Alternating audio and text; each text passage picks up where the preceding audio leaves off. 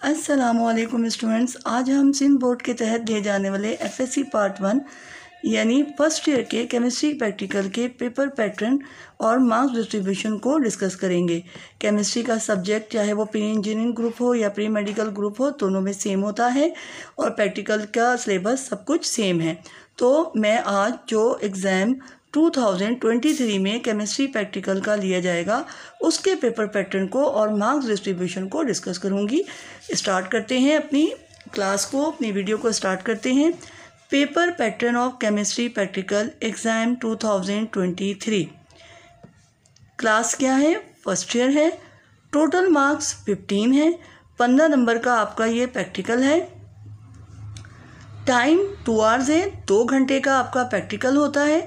Total marks 15 है। Passing marks 6 हैं, यानी 15 में से कम 6 नंबर आपको लेने ज़रूरी हैं। अगर आप 6 नंबर नहीं लेते हैं तो आप फेल हो जाएंगे और आपको नेक्स्ट ईयर दोबारा ये एग्ज़ाम प्रैक्टिकल का देना पड़ेगा। तो कोशिश ये करें कि आप पूरे मार्क्स लें और अगर नहीं पूरे मार्क्स ले सकते तो एटलीस्ट 6 मार्क्स तो आपने लेने ही लेने हैं।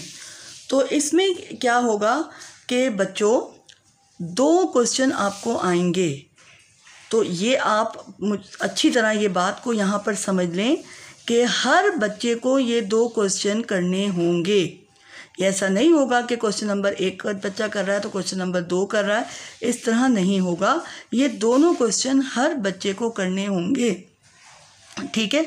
तो पहला क्वेश्चन क्या है? क्वेश्चन नंबर है वॉल्यूमेट्रिक एनालिसिस। वॉल्यूमेट्रिक एनालिसिस में ये जो एक्सपेरिमेंट होंगे जो आप करेंगे, इसमें जो है वो जो केमिकल होता है वो चेंज करके दिया जाता है। 8 मार्क्स का है, यानी 8 नंबर का ये प्रैक्टिकल है। अब इसमें आपने लिखना कैसे है? आपने लिखना है, प्रोसीजर लिखना है, थ्योरी लिखनी है और इक्वेशन लिखनी है और इसके 3 नंबर हैं, यानी प्रोसीजर का 1 नंबर है, थ्योरी का 1 नंबर है और इक्वेशन लिखने का 1 नंबर है।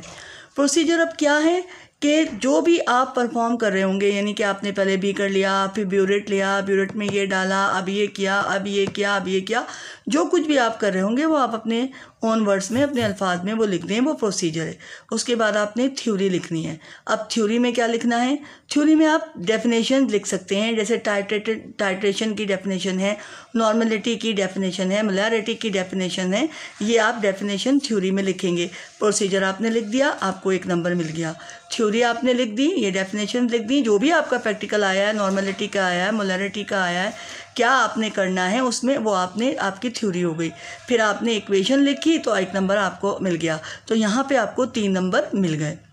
अब आते हैं आपके पास ब्यूरेट रीडिंग, यानी ब्यूरेट में जो आप रीडिंग दे रहे होंगे उसके जो हैं वो 3 जो है नंबर हैं। अब वो 3 नंबर कैसे हैं कि इसी में आपकी परफॉर्मेंस भी देखी जाएगी और इसी में आपकी रीडिंग भी देखी जाएगी, यानी परफॉर्मेंस और रीडिंग साथ में देखी जाएगी। तो आपने क्या करना है कि आप जब फर्स्ट रीडिंग लेंगे तो आपकी क्लास में या आपके रूम में जो आपका जहाँ प्रैक्टिकल हो रहा है लैब में, जो भी इंटरनल और एक्सटर्नल है, आप उसको बुलाकर पहली रीडिंग को चेक कराएंगे। कुछ लोग होते हैं, कुछ जो टीचर होते हैं वो नहीं देखते और तीनों एक साथ ही आकर रीडिंग चेक करते हैं, लेकिन बाज़ लोग चेक कर रहे होते हैं। तो ये आपने चेक करानी है कि हमारी ये रीडिंग आ गई है। जब आप रीडिंग ले लें तो जाके टीचर को बोलें कि आके देख लें मेरी पहली रीडिंग आ गई है और उस रीडिंग को आप नोट कर लें। तो इसके आपके 3 नंबर होंगे। अच्छा, अगर आप रीडिंग नहीं देना चाहते हैं, आपने ये कॉलेज में परफॉर्म नहीं किया हुआ है, बहुत से कॉलेजेस में, मेजॉरिटी कॉलेजेस की मैं बात कर रही हूँ, जो गवर्नमेंट कॉलेज हैं मेजॉरिटी, वो परफॉर्मेंस करवाते ही नहीं हैं। तो अगर आपने परफॉर्मेंस नहीं की हुई है तो आप रीडिंग याद करके गए हैं तो उसमें भी कोई मसला नहीं है। किसी की भी रीडिंग जो आपने जर्नल में लिखी हुई है या कहीं से याद कर ली है तो उसी रीडिंग को आप लेके आ जाएं और फिर उस रीडिंग को जो है वो बता दें टीचर को। अब अगर आपने किसी की रीडिंग जर्नल में से देख ली है या कहीं से देख के आप याद करके गए हैं तो उसमें ये ख्याल रखना है कि जो भी आपकी पहली रीडिंग आई है उसमें दूसरी और तीसरी रीडिंग का जो डिफरेंस है उसका ख्याल रखना है। सपोज़ अगर आपकी पहली रीडिंग 8 आई है तो जो आपकी दूसरी और तीसरी रीडिंग आएगी उसमें 8 का डिफरेंस आना चाहिए। तो ये तो आपकी रीडिंग और परफॉर्मेंस के 3 नंबर हो गए। अब आ जाते हैं हमारे पास नॉर्मलिटी और मोलैरिटी, यानी आपके पास अगर किसी के पास नॉर्मलिटी का प्रैक्टिकल है और किसी के पास मोलैरिटी का प्रैक्टिकल है तो उसकी कैलकुलेशन आपने जितनी भी रीडिंग ली है, आप नॉर्मलिटी मालूम कर रहे हैं या मोलैरिटी मालूम कर रहे हैं, तो उसकी जितनी भी कैलकुलेशन है उस कैलकुलेशन के 2 नंबर हैं। तो इस तरह टोटल आपके ये 3 नंबर इसके हो गए, ब्यूरेट रीडिंग और परफॉर्मेंस के 3 नंबर हो गए, 6 हो गए, और कैलकुलेशन के 2 हो गए, टोटल नंबर 8 हो गए। ये वाला प्रैक्टिकल आपका हो गया। अच्छा, यहाँ पर आप एक बात और भी जहन में रखिएगा कि जिस तरह स्कूल में जब प्रैक्टिकल होते हैं तो टीचर जो है वो फुल्ली आपको कोऑपरेट कर रही होती है, आपकी बहुत ज़्यादा हेल्प कर रही होती है, और मोस्टली जो स्कूल्स होते हैं उसमें एक प्रैक्टिकल बता भी दिया जाता है कि यही आएगा। ऐसा कॉलेज में कुछ नहीं होता। कॉलेज में अगर मेजॉरिटी कॉलेजेस में परफॉर्मेंस नहीं होती, प्रैक्टिकल नहीं कराए जाते, लेकिन ये जहन में रखिएगा कि कोई टीचर भी आपके पास आके आपकी हेल्प नहीं करेगी, आपके साथ कोऑपरेट नहीं करेगी। आपने ये सब कुछ खुद तैयार करके जाना है, उसकी तैयारी अच्छी तरह करके जानी है। रीडिंग अगर नहीं ली है, परफॉर्मेंस नहीं की है, तो वो रीडिंग याद करके जानी है। ये बात बहुत जहन में रखने वाली है। उसके बाद आ जाते हैं क्वेश्चन नंबर 2 पे। क्वेश्चन नंबर 2 है मेल्टिंग एंड बॉइलिंग पॉइंट का। मेल्टिंग एंड बॉइलिंग पॉइंट का ये 3 नंबर का है।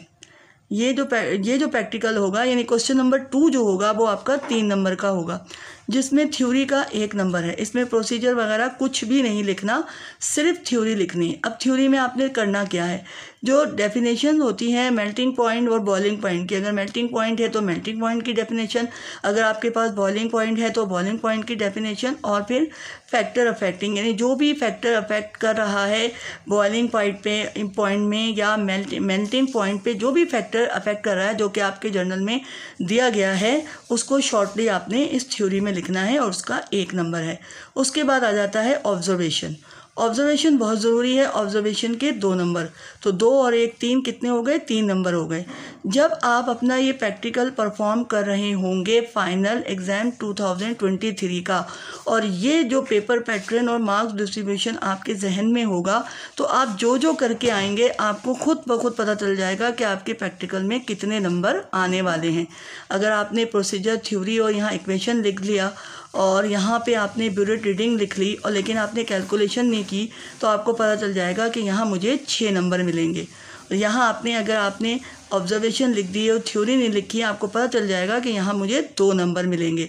तो अगर ये स्कीम आपके जहन में है, ये जो मैं मार्क्स डिस्ट्रीब्यूशन आपको बता रही हूँ, या आपने बहुत अच्छे से अपने जहन में रखनी है, तो जब आप प्रैक्टिकल दे के लैब से बाहर निकलेंगे तो आपको खुद पता होगा कि आपके 15 में से कितने नंबर आए हैं। अच्छा, यहाँ पे एक बात और समझ लें कि क्वेश्चन नंबर 2 में कुछ कॉलेजेस ऐसे हैं जो कि एलिमेंट डिटेक्शन का प्रैक्टिकल भी वो परफॉर्म करवाते हैं और रखते हैं, लेकिन कराची के जो मेजॉरिटी कॉलेजेस हैं उसमें एलिमेंट डिटेक्शन नहीं करवाया जाता। तो अगर नहीं करवाया जाता तो आपके पास सिर्फ यही आएगा, लेकिन अगर कॉलेज में करवाया गया है तो ये भी रखा जाएगा। ये इसमें चॉइस है, या तो मेल्टिंग पॉइंट या बॉइलिंग पॉइंट का आएगा, या फिर एलिमेंट डिटेक्शन का आएगा, और ये भी 3 नंबर का है। इसमें अगर आप थ्योरी और इक्वेशन आपने लिखी है तो आपको 1 नंबर मिलेगा, और सिस्टमेटिक अप्रोच ऑफ इक्वेशन, यानी पूरे प्रैक्टिकल का जो इक्वेशन है जो आपने एलिमेंट डिटेक्शन की है उसके 2 नंबर हैं, तो ये 3 नंबर हो गए। तो टोटल कितने हो गए, पहला जो क्वेश्चन है उसके 8 नंबर, और इन 2 क्वेश्चन के 3-3 नंबर हैं, और ये चॉइस में है, तो 8 और 3 कितने हो गए, 11। बाकी कितने बचे, 4 नंबर। 4 नंबर में से है आपका 3 नंबर का है वाइवा, ठीक है। 3 नंबर का आपका क्या है, 3 नंबर का वाइवा है। अब इसमें क्या होता है, वाइवा आपका ठीक ठाक होता है। हर बच्चे को अलग से अपने पास बुला के 5 या 6 मिनट से ज़्यादा उसको दिए जाएंगे और उससे क्वेश्चन पूछे जाएंगे। अब आपका सवाल ये होता है कि हम वाइवा कैसे याद करें, जो इतना हर स्टूडेंट को इतना लंबा टाइम देके 5 से 6 से 7 मिनट देके वाइवा पूछा जाएगा। तो आपके जर्नल में जितनी भी बेसिक डेफिनेशंस हैं, टाइट्रेशन की है, नॉर्मलिटी की है, मोलरिटी की है, मेल्टिंग पॉइंट की है, बॉइलिंग पॉइंट की है, जिसकी भी है डेफिनेशन, वो सारी डेफिनेशन बेसिक डेफिनेशंस आपने याद कर लेनी है। और बहुत से जर्नल ऐसे हैं आपके प्रैक्टिकल जिसमें पीछे वाइवा भी दिया हुआ होता है, वो भी याद कर लें। लेकिन अगर आपने प्रैक्टिकल जो अच्छे से याद कर लिया है तो वाइवा उसी में से पूछा जाता है, कोई क्वेश्चन नहीं होते। जर्नल आपका 1 नंबर का है, लेकिन ये 1 नंबर आपको तब मिलेगा जब आपका जर्नल कंप्लीट बना हुआ होगा और सर्टिफाइड भी होगा। अगर आपका सर्टिफाइड जर्नल नहीं है तो आपको 1 नंबर नहीं मिलेगा। जर्नल इसलिए ज़रूरी है, ये 1 नंबर बहुत ज़रूरी है कि आपका जर्नल कंप्लीट होगा, सर्टिफाइड होगा तो आप लैब में एंटर होंगे और ये सारे जो परफॉर्मेंस और जो ये सारे क्वेश्चन हैं तभी आपके परफॉर्म होंगे। तो ये बहुत इम्पॉर्टेंट है। तो ये थी आपकी आज की first year FSC first year Sindh board के तहत लिए जाने वाले प्रैक्टिकल्स की पेपर पैटर्न और मार्क्स डिस्ट्रीब्यूशन जो मैंने आपको बताई। वीडियो अच्छी लगी है तो लाइक कीजिए, शेयर कीजिए और मेरे चैनल को सब्सक्राइब ज़रूर कीजिए। अगर आप मेरे चैनल पर नए हैं और अगर आपको मेरी वीडियो पसंद आ रही है, आपको इस वीडियो से, इस मेरे लेक्चर से अगर थोड़ी सी भी हेल्प मिल रही है, आपको आसानी हो रही है आपके प्रैक्टिकल्स को अंडरस्टैंड करने में, समझने में, तो ज़रूर लाइक कीजिए और चैनल को ज़रूर सब्सक्राइब कीजिए। मिलते हैं नेक्स्ट टॉपिक के साथ। अल्लाह हाफिज़।